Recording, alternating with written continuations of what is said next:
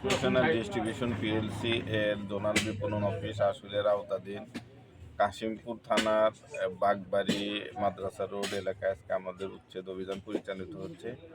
এখানে দেখা যাচ্ছে যে বৈধ উচ্চচাপ বিশিষ্ট ইন্ডাস্ট্রিয়াল বিতরণ লাইন থেকে অত্যন্ত ঝুঁকিপূর্ণভাবে নিম্নমানের মালামাল পাইপ ফিটিংস ব্যবহারের মাধ্যমে বিভিন্ন বাসাবাড়িতে অবৈধভাবে সংযোগ নিয়েছে। আজকের এই অভিযানের মাধ্যমে প্রায় 2 কিলোমিটার ব্যাপী এলাকার প্রায় 500 বাসাবাড়ি সংযোগ বিচ্ছিন্নকরণ করা সম্ভব হবে বলে আমরা আশা করছি। আচ্ছা, কোনো আটক কিংবা অর্থ জরিমানা আছে কিনা?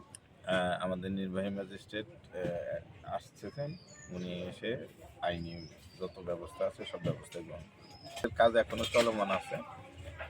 এখন পর্যন্ত প্রায় 500 ফিটের উপরে পাইপ আমরা অলরেডি জব্দ করেছি।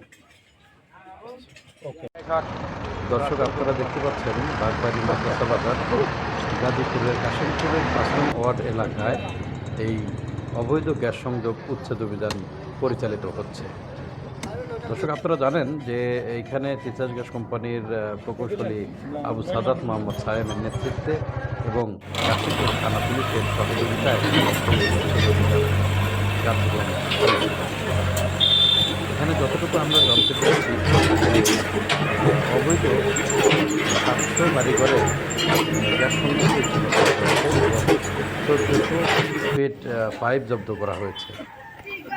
এখন পর্যন্ত কার্যক্রম চলমান আছে এবং এখন কোনো প্রকার মামলা এবং জরিমানা করার কোনো প্রকার খবর এখন পর্যন্ত পাওয়া যায়নি এবং কার্যক্রম চলমান আছে, যার ফলে এখানে উপস্থিত তিতাস গ্যাস কোম্পানির ঊর্ধ্বতন কর্মকর্তারা আছেন, তারা এই উচ্ছেদ অভিযানের পরিচালনার দায়িত্বে কাজ করছেন।